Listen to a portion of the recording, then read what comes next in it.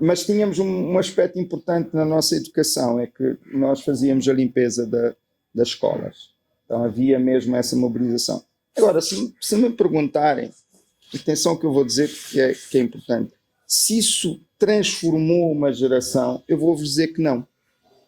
Porquê? Porque era suposto que todos nós que passámos por esse período tivéssemos aprendido a lição, tivéssemos educado a geração seguinte, mas não aconteceu.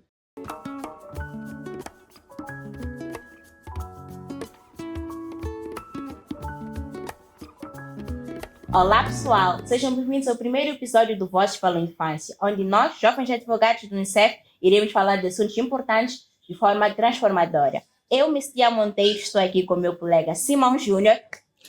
Olá a todo amigo, olá Mestia, olá Waze, olá tio Sera, é um enorme prazer estar com todos vocês e também estar com o amigo que nos acompanha das nossas redes sociais e dizer que hoje teremos uma conversa muito importante, muito transformadora. Espero que cada amigo possa aprender e não se esqueça de partilhar esta nossa conversa para outros amigos também poderem ter acesso a essa informação que vamos trazer aqui. Waze, como é que estás? Olá a todos os telespectadores, todos os ouvintes também, todos que nos acompanham das redes sociais. Eu estou muito bem. Olá Simão, olá tio Carlos Sera, olá Mestia. E juntos vamos fazer sentir as nossas vozes pela infância e pelo mundo. Apesar de já dispensar uma apresentação, vamos pedir ao tio Carlos Sera que nos recorde quem ele é e qual é a sua trajetória. Olá a todos vocês, embaixadores desta causa tão importante. A mim chamam-me tio Sera, sou Carlos Sera, sou ativista ambiental, sou jurista, professor e investigador, tanto aqui na Universidade Eduardo Mondlane, mas nem sempre fui isto que sou. Comecei por ser uma criança que nasceu na cidade da Beira, vivi sempre à frente do mar, portanto, mesmo quando a minha família se mudou para Maputo, meu pai veio estudar para a Universidade Eduardo Mondlane, e daí a razão da mudança, em 76, portanto nasci 2 anos antes da independência, e ingressei aqui na nossa escola primária 3 de Fevereiro, na cidade de Maputo, em 1979, portanto, e creio que quer o meu passado até então, quer depois os anos que se seguiram, foram muito marcantes nas escolhas futuras. Ou seja, eu fui criança no momento em que não tínhamos tecnologia, fui criança no momento em que éramos todos iguais, portanto, aquele fervor revolucionário, que não há raças, não há tribos, há uma nação, era muito forte. Fui criança numa altura em que não havia escolas privadas, nem escolas religiosas, então todas as crianças estavam na mesma escola e tínhamos, portanto, colegas das mais diversas origens e até estrangeiros, até crianças que eram originárias de países da América Latina, da Europa, etc. E estudei até à 11ª cá, depois entrei para a Universidade Eduardo Mondlane, para o curso de Direito, não era a minha primeira opção, está bem? Portanto, a minha primeira opção tinha a ver com espaço, tinha a ver com criação, era arquitetura, fugi de matemática. Não gostaria de encorajar ninguém a fugir de um sonho por causa de uma disciplina, está bem? Eu fiz algo errado, mas reencontrei-me mais tarde. Então, consegui uma bolsa da cooperação portuguesa para estudantes moçambicanos e fui no maior contingente até então para Portugal, mas acho que éramos 40 no total, e fui estudar na 12ª lá para nos adaptarmos ao sistema. Cá não havia 12ª ainda. Entrei para o curso de Direito, não gostei da experiência no geral, portanto senti que não era a minha inclinação quando terminei o curso, mas uma janela de oportunidade se abriu quando percebi que podia continuar a estudar e a pós-graduação, uma das pós-graduações que a Faculdade de Direito oferecia era uma pós-graduação em ordenamento do território, urbanismo e ambiente. Então essa palavra mágica abriu-se. Só para terminar e concluir, que o resto da história posso contar aos pedaços, para explicar onde cheguei, é que quer os meus pais, quer o ambiente em que nós tínhamos, que era um ambiente muito mais natural, muito mais lá fora do que dentro de casa, jogar entre nós, com elementos da natureza, a ir à praia, percebem? Com muitas dificuldades, que era um momento também de bastantes limitações. Quer também os livros, portanto, o ato de leitura. Nós dávamos mais importância aos livros porque não havia nem jogos, não havia nem televisão, percebem? Não havia muito menos telefones, telemóveis, celulares. Então, isto tudo acho que cimentou a consciência da pessoa em que me tornei. Então, ter feito uma pós-graduação deu uma luz. Eu percebi, olha, valeu a pena ter feito o curso de Direito Afinal, e até com este curso que estou aqui a fazer de pós-graduação poderei ter outro tipo de saídas. E sim, mais tarde fui dar aulas na Faculdade de Arquitetura e Planeamento Físico. Portanto, fui dar aulas a arquitetos, apesar da minha formação base. O resto posso contar depois. E para já, como é que era o tio Carlos Serra, criança? Já tinha essa veia do ambiente? E qual é a reflexão também que faz das crianças hoje em dia, que estamos todos a passar por esta situação das mudanças climáticas? Olha, assim, é curioso, porque eu como criança estava num sistema nacional de educação novo. Portanto, nós estudámos com os primeiros livros a seguir à independência. Eram livros muito mais simples do que os livros que até as crianças hoje acessam, e atenção que temos ainda muitas limitações no acesso ao livro, mas quando olhamos para aquelas capas coloridas e para aqueles desenhos todos que os livros hoje têm, escolares, temos assim uma ideia de um mundo bem diferente do mundo no qual eu estudei. Mas de facto aqueles livros eram simples, mas fizeram de nós as pessoas em que nós nos tornamos. Como criança, era muito disciplinado, porque era filho de professores, então era extremamente disciplinado, extremamente rigoroso comigo mesmo, empenhava-me no estudo, mas consegui sempre um ponto de equilíbrio. Acho que isso fez também parte da minha existência até hoje, é que eu consegui, apesar disso, ter tempo para brincar, ter tempo para as minhas próprias leituras, sem ser forçado a tal. E vivi muito bem essa geração, portanto, criei laços de amizade até hoje, alguns, e tenho saudades desse tempo. Não é nostalgia, eu acho que aquele tempo, bem como o tempo dos nossos avós, etc., tem elementos que não deviam nunca ter desaparecido. Então estas gerações estão hoje a transmitir à geração presente sinais, mensagens, e aspectos que não deviam ter desaparecido. Portanto, nós devíamos ter, em algum momento, encontrado um ponto de equilíbrio. Portanto, atenção que Moçambique tem duas realidades bem diferentes, não é? Temos uma grande maioria que continua a viver nesse tempo, mas temos uma minoria que já não sabe o que é natureza, já não sabe o que é subir numa árvore, já não sabe o que é brincar lá fora, e o mundo que conhece é um mundo através da telinha do celular.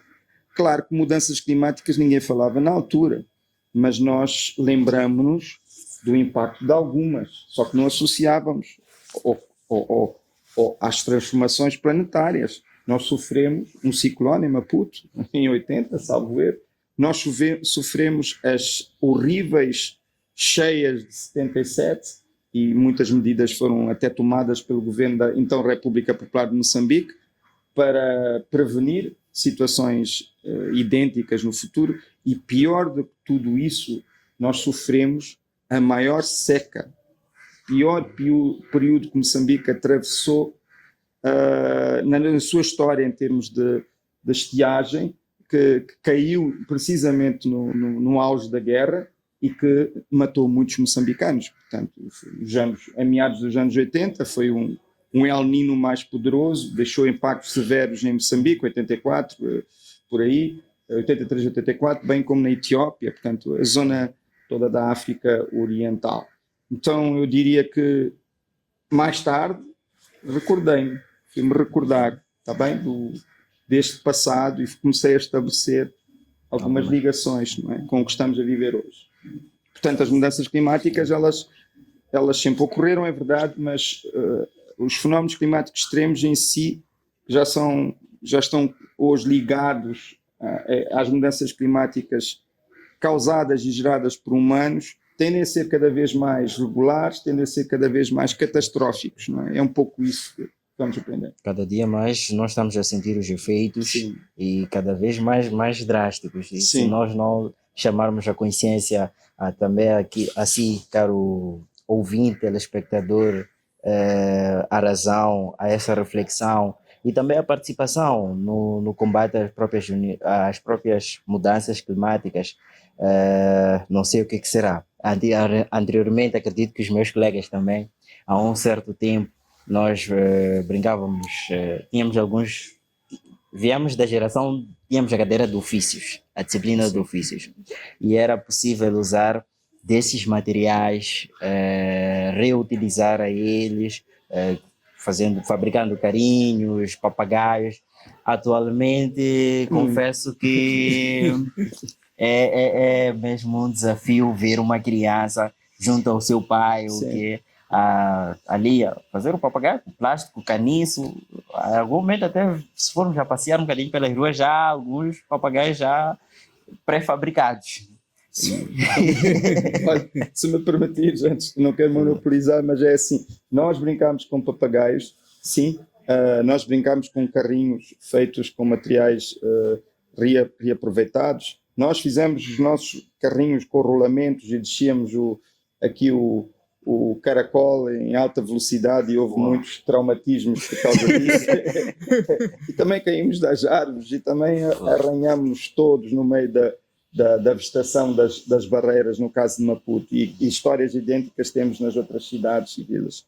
Mas eu acho que é interessante também dizer o seguinte, é que naquele tempo não se produzia resíduos como hoje, éramos muito menos moçambicanos e muito menos a estudar nas nossas escolas, eram menos as escolas também. Os resíduos eram principalmente orgânicos e alguns outros elementos. O plástico existia em muito pequena quantidade e era esse plástico que era aproveitado para fazer os papagaios. Agora recordo. Mas tínhamos um aspecto importante na nossa educação, é que nós fazíamos a limpeza das escolas. Então havia mesmo essa mobilização. Agora, se me perguntarem, atenção que eu vou dizer que é importante, se isso transformou uma geração, eu vou-vos dizer que não. Porquê? Porque era suposto que todos nós que passámos por esse período tivéssemos aprendido a lição, tivéssemos educado a geração seguinte, mas não aconteceu. Significa que também a forma como a limpeza foi encarada na altura não foi em jeito educativo, foi em jeito de obrigação. Portanto, então nós não conseguimos transformar. Uns aprenderam, mas a grande maioria, pronto, esqueceu-se, etc. E hoje deitamos tudo no chão, por alguma razão. E o tio falou que na altura caíam das árvores, faziam os papagaios à base do próprio plástico, que hoje podemos dizer que é um grande inimigo para nós. Queria saber se o tio acredita que estas brincadeiras na natureza, este contacto com a mãe natureza, desperta de alguma forma uma consciência nas crianças ou nas pessoas para cuidar da mesma. Olha, é claro que sim. Uma criança que vive desligada da natureza e come só comida processada não consegue ter a consciência e o alcance da importância de mudar, da importância de acarinhar, da importância mais do que até de não sujar, não poluir, não cortar, não degradar, fazer, agir, atuar, portanto é um ir além, e é o que está a acontecer um pouco pelo mundo inteiro. Volto a dizer, portanto, o nosso país é um país que tem duas realidades extremas, não é? Dois mundos, não é? Aqui dentro das nossas fronteiras. Portanto, o nosso programa vai ser visto pela minoria que tem acesso a redes sociais. A grande maioria vive num outro mundo. E um mundo, atenção, que não só maior contacto com a natureza, mas também de muita penúria.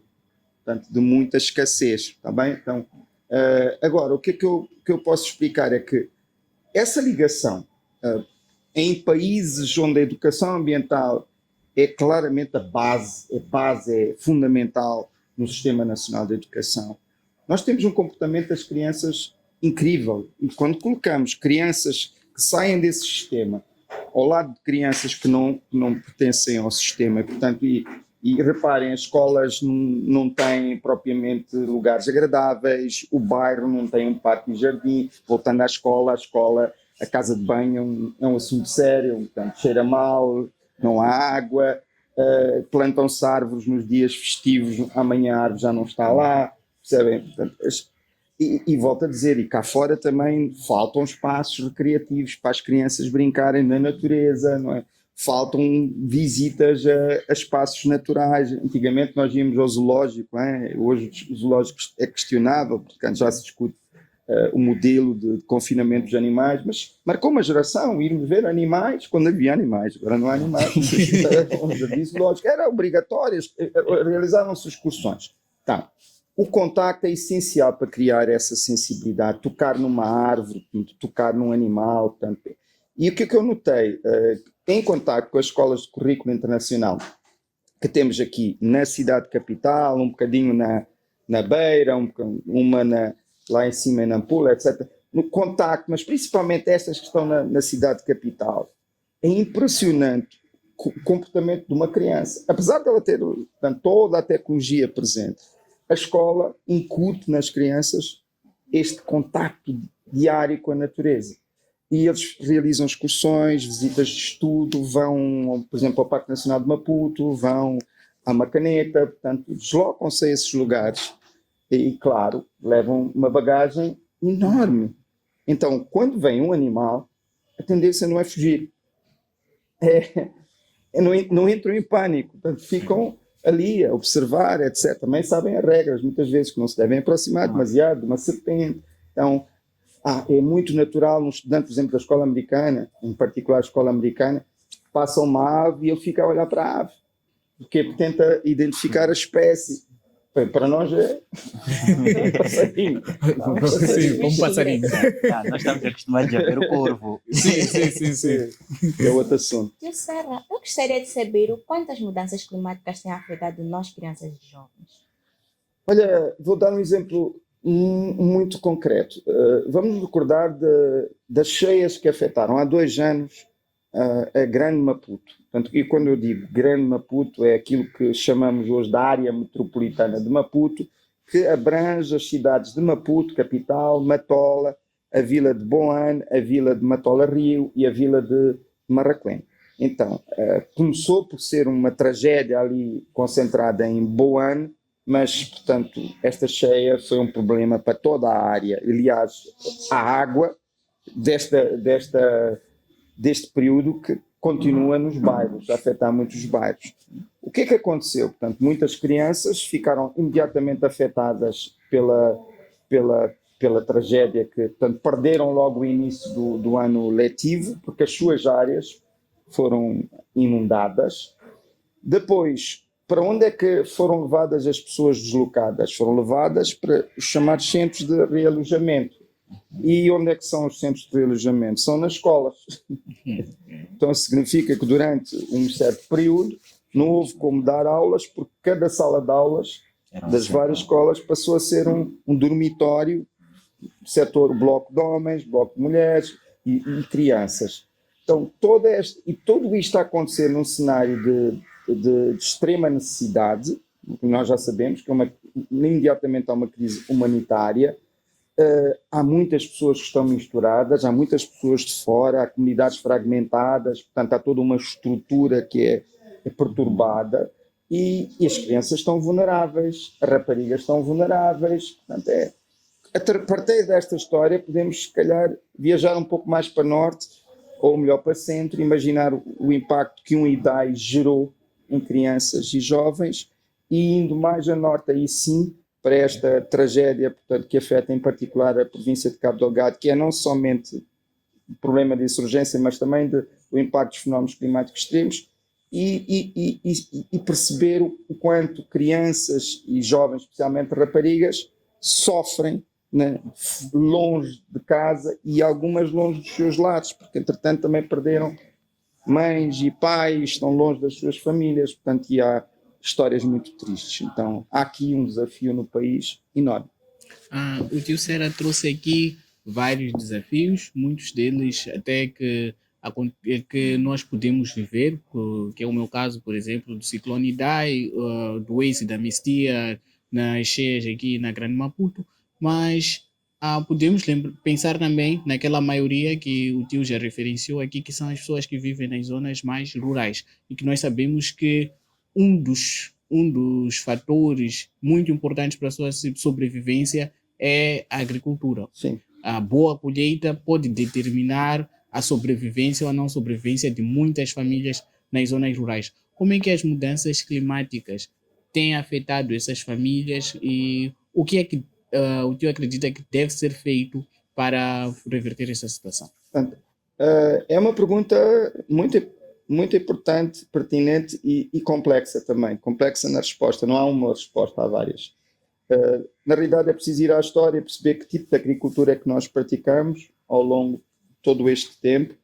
Houve plantas que foram introduzidas na nossa história, e atenção, portanto, a história da agricultura tem 12 mil anos, 10 mil anos, mas com a chegada dos povos do Oriente e dos povos europeus, principalmente portugueses, houve culturas introduzidas, houve transformações na nossa dieta alimentar profundas. E um dos aspectos que ocorreu em quase todo o mundo, desta globalização, entre aspas, desse primeiro estágio da globalização, foi uma maior dependência de um menor leque de produtos retirados da terra.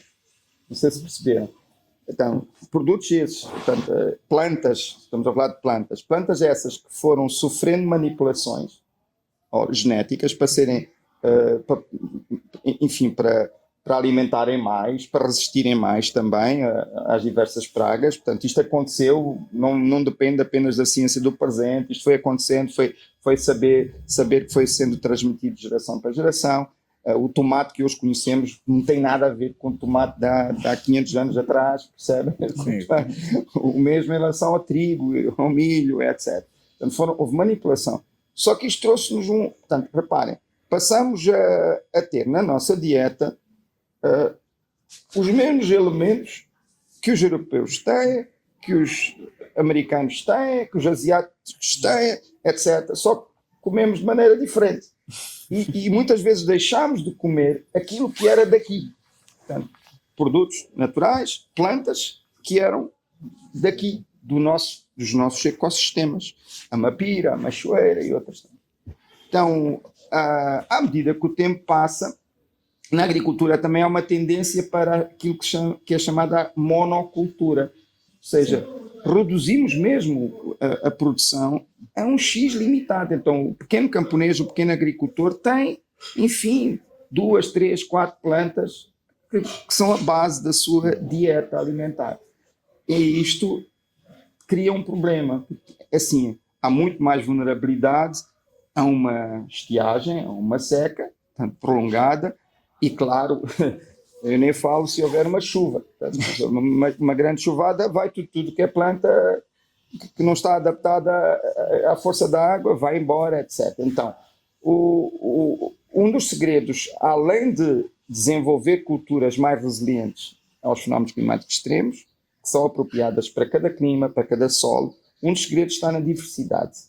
Quanto maior a diversidade na nossa dieta, mais preparados nós estamos para aguentar uma crise climática, porque há plantas que podem não aguentar, mas há outras que sim vão nos alimentar, como também melhoram os indicadores de saúde. Portanto, a nossa dieta mais diversificada vai ser uma dieta muito mais nutritiva, muito mais saudável, portanto, vai haver menos subnutrição crónica nas crianças. Nós sabemos que temos uma taxa elevadíssima de subnutrição crónica até aos 5 anos. Então, eu diria que no setor de produção de alimentos há também muito trabalho a fazer, incluindo desconstruir alguns dogmas, não é? Aquilo que nós achamos que tem que ser assim, e é assim. Tio Serra, nós, crianças e jovens, somos a próxima geração e vemos isso todos os dias. Mas eu gostaria de saber, e somos realmente, né? Mas eu gostaria de saber como nós, jovens, podemos ajudar o meio ambiente.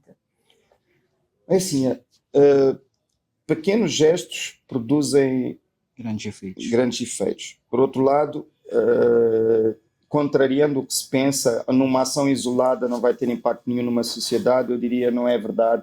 E vou recordar, porque estamos num ano importante, que é o ano dos 50 anos de independência, que um ser humano chamado Eduardo Chivam Mondlane, que não sabia ler e escrever até aos 12 anos de idade, um dia veio a ser alto funcionário das Nações Unidas, veio a ser PhD, portanto veio a doutorar-se em Sociologia e Antropologia, como também fundou a Frente Popular de Libertação Nacional, juntando 3 movimentos.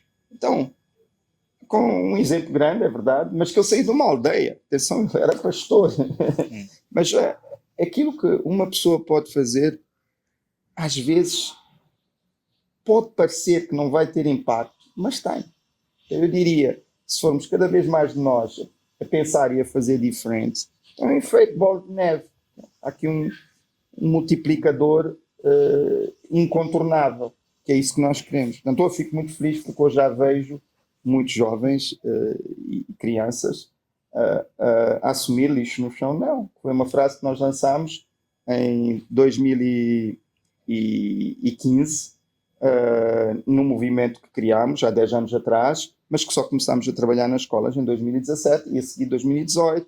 Portanto, já vemos, mesmo ao nível das províncias, que a frase tornou um slogan, né? Lixo no chão, não. Mas eu gostaria de saber que outro tipo de ações pequenas nós podemos fazer. Olha, vou dar o exemplo mais simples de todos, que é conversar, falar, basicamente usar a palavra, entre aspas, pregar. Quer dizer, então só isso pode ter um papel mágico, né, na vida das pessoas, e acreditem que é o que eu mais faço. Não há tempo para estar... aliás, mesmo o ir à praia, fazer uma limpeza ou plantar uma árvore, são gestos muito simbólicos. Portanto, o mais importante é a parte da educação que antecede. Então, quando nós conseguimos conversar com argumentos, não é? Explicando porque é que é importante um determinado comportamento, sem ofender ninguém, sem gritar, porque às vezes nós queremos impor a nossa ideia a todo custo, mas só com fortes argumentos, nós somos capazes de convencer 1, 2, 3 pessoas. Isso é uma grande vitória, é um grande feito. Por outro lado, a dada altura, se calhar já não estamos sozinhos, já temos um pequeno grupo. E esse pequeno grupo, eu até falo, pequeno grupo, pode fazer algo. Pode daí surgir uma ideia e pode implementar essa ideia. Não tem que somente ser uma ação de limpeza ou uma ação de plantio de árvores. Pode ser cuidar de uma zona e manter a zona cuidada, etc. Pode ser criar uma pequena associação, um núcleo, pode ser dar umas palestras, etc. Então, pode ser criar um programa numa rede social. Why not? Então, e hoje cada vez mais pode ser, por exemplo, usar um TikTok para transmitir mensagens, etc. Eu acho que o potencial é muito grande, e acho também que, se eu questionei a tecnologia há momentos, eu questionei o uso abusivo, mas não posso deixar de destacar a importância que a tecnologia e que as redes têm para fazer o bem. E para fazermos também recuperar tempo perdido, não é? Recuperar o atraso que nós temos como país. E aí já toca usar a cabeça, não é? Toca usar a nossa inteligência. Nós somos Homo sapiens sapiens, por alguma razão. Conseguimos ganhar a concorrência em relação aos outros Homo sapiens e ficámos sozinhos no planeta, não é? Então, às vezes pergunto-me, seremos tão sapiens? Então, para ser sapiens, temos que demonstrar, e a forma de demonstrar é utilizar este cérebro que aqui está, que é incrível. E sabem que usamos muito pouco do nosso cérebro. Sim, muito. Sim. Então, para ti, fica esse desafio. Sim, usar mais a cabeça. Usar mais a cabeça e usar as ideias de tio para o combate às mudanças climáticas.